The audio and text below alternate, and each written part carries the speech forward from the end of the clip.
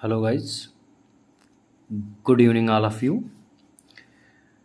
आज हम आपको सेंटेंस के काइंड्स के बारे में बताने जा रहे हैं और इसके पहले हमने कुछ काइंड्स के बारे में बता दिया था। अब हमारा जो नेक्स्ट टॉपिक है वो इम्परेटिव सेंटेंस का है।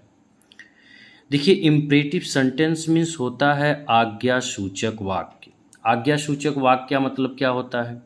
यानी कि जिसमें किसी भी सब्जेक्ट को, यानी कि किसी भी कर्ता को, यानी कि जो करने वाला है या फिर जिसके बारे में हम कुछ कह रहे हैं, जैसे कि आप किसी को ऑर्डर दे रहे हो, किसी को एडवाइस दे रहे हो, किसी को आप सलाह दे रहे हो, ठीक है।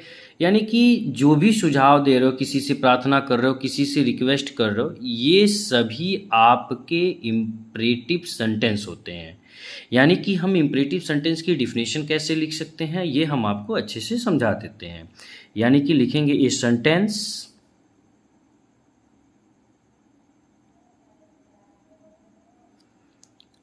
Sentence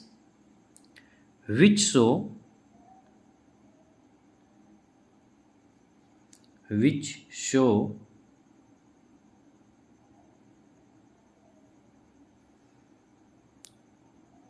order,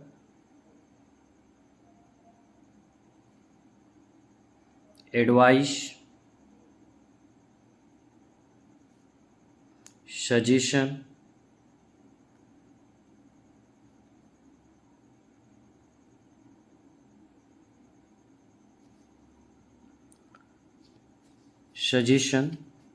provision,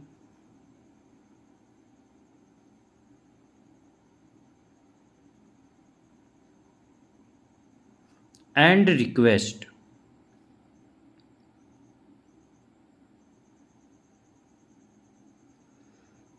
is called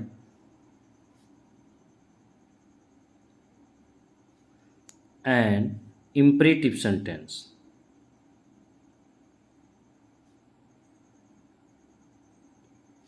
imperative sentence.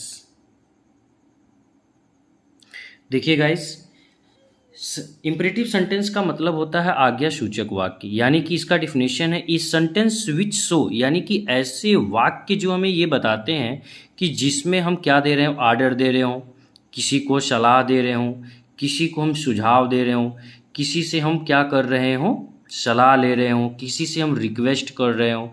ऐसे सेंटेंस जो होते हैं वो किस में आते हैं? आपके इम्परेटिव सेंटेंस में आते हैं। इसका हम हिंदी में भी डिफिनेशन लिख दे रहे हैं। लिखिए, ऐसे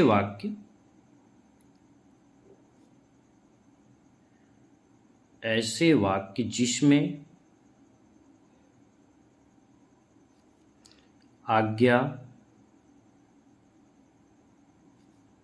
सलाह, सुझाव, प्रार्थना आदि हो, आज्ञा सूचक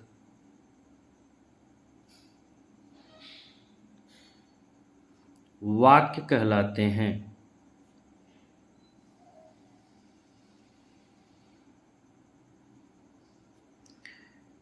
जैसे हम एग्जाम्पल के थ्रू आपको थोड़ा सा समझाएंगे। जैसे कि एग्जाम्पल आपका है यहाँ आइए, यहाँ आइए।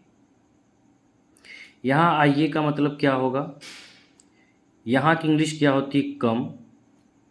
कम होगी? नहीं। यहाँ पे आइए का मतलब होता है कम, और यहाँ की इंग्लिश होगी हियर। तो इसका होगा क्या? Come here. यानी कि आपका क्या दे रहा है? ये आपको आज्ञा दे रहा है, ऑर्डर दे रहा है। क्या कर रहा है? ऑर्डर दे रहा है। नेक्स्ट आपका जैसे कृपया दरवाज़ा बंद कीजिए। कृपया दरवाज़ा बंद कीजिए। तो इसका क्या होगा? प्लीज़। देखिए, आप रिक्वेस्ट कर रहे हैं यहाँ पे आप क्या कर रहे हैं? रिक्वेस्ट कर रहे हैं। तो क्या होगा इसका? प्लीज़। बंद करने की इंग्लिश होती है शट द डोर। तो प्लीज़ शट द डोर। अब यहाँ पे आप क्या कर रहे हैं, यहाँ पे आप रिक्वेस्ट कर रहे हैं, क्या कर रहे हैं, यहाँ पे रिक्वेस्ट कर रहे हैं, उससे आप विनती कर रहे हैं कि भैया अब आप क्या करिए कि दरवाज़ा बंद कर दीजिए। और यहाँ पे आप किसी को क्या कर रहे हैं, बुला रहे हैं, किसी को क्या कर रहे हैं, बुला रहे हैं कि कम हियर। यहाँ पे आप क्या कर रहे हैं, आर्डर दे रहे हैं, उन्हें क्या कर रहे हैं, आर्डर दे रहे हैं। बहुत सिंपल इम्परेटिव सेंटेंस आप लोगों के लिए, बट आपको बस थोड़ा सा ध्यान देना है, थोड़ा सा मैं आप लोगों से बस यही रिक्वेस्ट करूँगा, बस आपके लिए रिक्वेस्ट करना चाहता हूँ कि मैं आप लोग थोड़ा सा पढ़ने में ध्यान लगाएं, तो आपके लिए सेंटेंस जो होंगे बहुत ही बेटा इजी हो जाएंगे। जैसे अब देखिए, एक अच्छी सी मैं आपको एडवाइस दे रहा हूँ कि आप लोग धूम्रपान मत कीजिए। मुझे पता है आप लोग बहुत अच्छे बच्चे हो और आप लोग धूम्रपान नहीं करते हो, ये तो बहुत अच्छी बात है, लेकिन आप अपने से बड़े लोगों को भी ये सजेशन दे सकते हो कि आप लोग धूम्रपान मत कीजिए। तो अब यहाँ पे प्रोविज़न होगा, आप किसी को क्या कर रहे हो, सलाह दे रहे हो, क्या कर रहे हो, आप किसी को सलाह दे रहे हो, ठीक है। तो सलाह देना अच्छी बात है। आई नो आप अपने से बड़े लोगों को सलाह नहीं दे सकते हो, बट कोशिश तो कर सकते हो, शायद कोई एक तो आपकी बात सुन ले। तो इसका इंग्लिश में क्या बोलेंगे हम, डोंट स्मोक। स्मोक का मतलब होता है धूम्रपान, तो इसका क्या होगा, डोंट स्मोक। तो ये आपका इंपरेटिव सेंटेंस है। Imperative sentence is very simple sentence. आपको बस एक चीज़ नोटिस करना है कि जहाँ पे आप किसी को क्या दे रहे हो, एडवाइस दे रहे हो, किसी को आप सजेशन दे रहे हो, किसी को आप प्रोविज़न कर रहे हो, किसी से आप रिक्वेस्ट कर रहे हो, यानी कि ऐसे सेंटेंस जब आते हैं तो वह इंपरेटिव सेंटेंस कहलाते हैं। That's clear. नेक्स्ट अब हम बढ़ेंगे ऑप्टेटिव सेंटेंस की ओर। किधर बढ़ेंगे, ऑप्टेटिव सेंटेंस की ओर। चलिए हम आपको दिखाते हैं कि ऑप्टेटिव सेंटेंस क्या होते हैं। तो इसकी हेडिंग डालेंगे सबसे पहले, optative sentence, OPTATIVE, optative sentence, SENTENCE, optative sentence. देखिए इसकी हिंदी जो होती है, इसकी हिंदी होती है इच्छावाचक वाक्य। क्या होती है, इच्छावाचक वाक्य। इच्छावाचक, अच्छा ये आप ये बताइए कि ये इच्छावाचक से आपको क्या समझ में आ रहा है। यानी कि आप किसी से क्या कर रहे हो कि प्रार्थना कर रहे हो, उसकी शुभकामना कर रहे हो, उसकी आप चाहे वो शेरों में हो, चाहे वो सैडनेस में हो, चाहे वो हैप्पीनेस में हो, ठीक है। यानी किसी से आप इच्छा, प्रार्थना या शुभकामना करना, वह किस में आता है, ऑप्टेटिव सेंटेंस में आता है। तो इसकी बहुत सिंपल डिफिनेशन है बेटा, ए सेंटेंस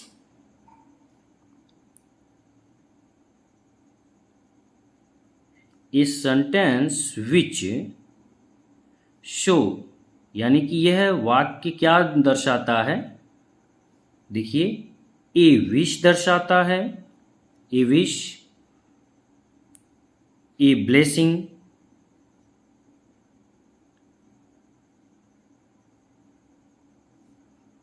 और ए प्रेयर।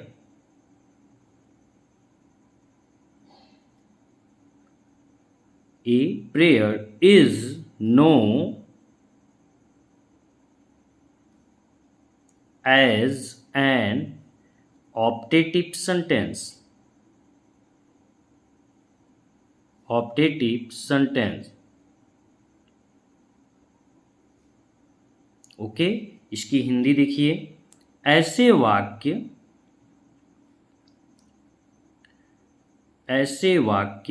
में इच्छा, प्रार्थना या शुभकामना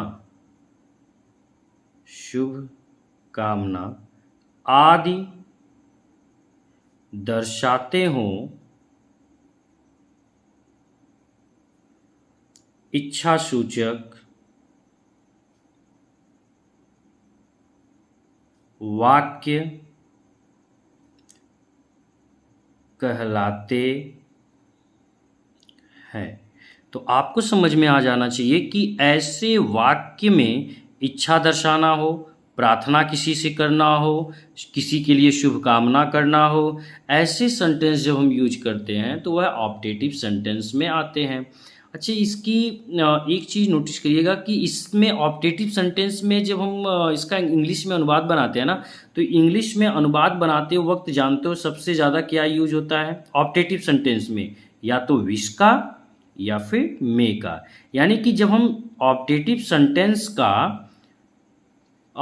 सेंटेंस जब हम बनाते हैं तो उसमें हम सबसे ज़्यादा विश या मे का वर्ड का यूज करते हैं। जैसे आपकी यात्रा, मैं आपको समझा रहा हूँ, देखिए आपकी यात्रा सुखद हो। अच्छा, ये आप क्या कह रहे हो?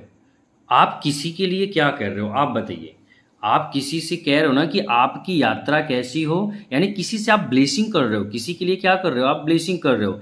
इसकी इंग्लिश क्या होगी?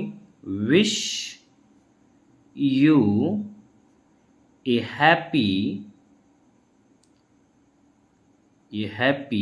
ये एच है बेटा, ए happy journey.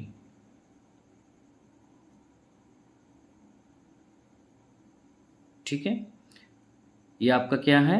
Wish U A happy journey. आप इसके बाद जैसे अगर मैं यहीं पे बोल दूं कि भगवान आपको लंबी आयु दे, अब इसकी इंग्लिश क्या होगी? भगवान आपको लंबी आयु दे की इंग्लिश क्या होगी? May you live long. अब देखिए यहां पे मैंने कौन सा साइन लगाया? विस्मयादिबोधक साइन लगाया, एक्सक्लेमेटरी साइन लगाया। आपको मैं बता दूं कि ऑप्टेटिव सेंटेंस में मे के साथ, ध्यान से मेरी बात को सुनिए, ऑप्टेटिव सेंटेंस में, किसमें बेटा? ऑप्टेटिव सेंटेंस में मे के साथ एक्सक्लेमेटरी सेंटेंस का चिन्ह लगता है, यानी कि विस्मयादिबोधक चिन्ह का यूज होता है। इसको क्या बोलते हैं? इस चिन्ह को हम बोलते हैं विस्मयादिबोधक। क्या बोलते हैं? मैं यहाँ पे आपको लिख दे रहा हूँ, विस्मयादिबोधक